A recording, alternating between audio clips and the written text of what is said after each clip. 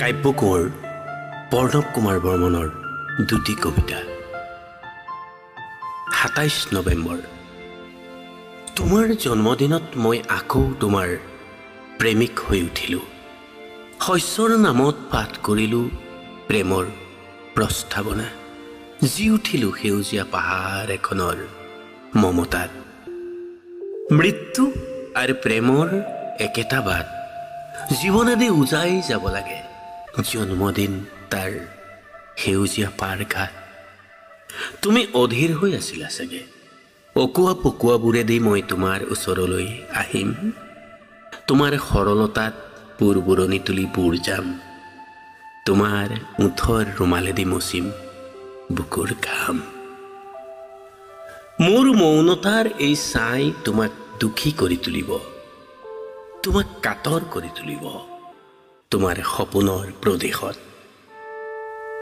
তোমাৰ চকী মেজ কিতাপৰ পাতত দেখি থাকিবা মোৰ আপাত অহংকাৰী নিষ্ঠুৰ ভাস্কৰ্য, তোমাৰ ভাৱনাৰ নীল চিত্ৰশালাত। কোনোবা এদিন মই তোমাৰ প্ৰেমিক হৈ উঠিছিলোঁ, তোমাৰ ঢৌ খেলা আৰু কাজল বিষণ্ণ দুচকুৰ।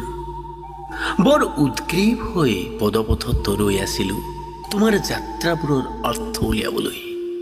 বাঁহী বাদকৰ বাঁহীৰ দৰে আছিল সেই ভালপোৱা, এখন নদীৰ সোঁতৰ দৰে সমাহিত, এখন বাৰেপ্ৰিপ অৰণ্যৰ দৰে আকুল, এখন যুদ্ধৰ দৰে বাস্তুহাৰা ভগ্নস্তূপ। তোমাৰ নামত জহন্নামে যাওক এই চহৰৰ সকলো ঐশ্বৰ্য। তোমাৰ প্ৰেমিক হৈ উঠাৰ সেই উন্মাদনা অনুচিত নাছিল। হয়তো হলোহেঁতেন আততায়ী অথবা খুনি। লাঠিচাৰ্জ আৰু ন্যায়হীনতাই মোক কৰি তুলিছিল অতিষ্ঠ। তোমাৰ ঠিকনাই মোক ধৰি ৰাখিছিল দুঃস্বপ্নৰ উচ্চতাত নসৰাকৈ। তোমাৰ কাষত থাকিব পৰা হ'লে ভাল আছিল, ভাল আছিল।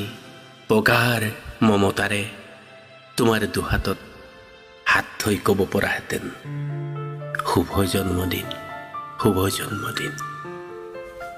ধন্যবাদ। দ্বিতীয়টো কবিতা।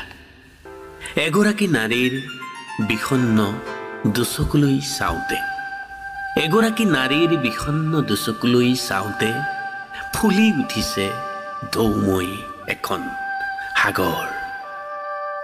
মই পাৰত ৰৈ গুণগুণাই আছো, অজস্ৰ বিষাদৰ নাও পাল তৰি এইফালে আহিছে। মৌন পোতাশ্ৰয় আছে নেকি এইফালে, এইফালে মোৰ সেউজীয়া মোহনা। নাহিবা নাহিবা, বেচিছিল উন্মাদ অহংকাৰী মোহনা মোৰ। তৰাবোৰ টোপনি গৈছে তেওঁৰ ওঠৰ আকাশত, আৰু সোণালী ফিচাৰ কেনভাছত স্থিৰ হৈ ৰৈ যোৱা মাছবোৰে খেলিছে চুলিৰ বাদামী ঢৌবোৰত।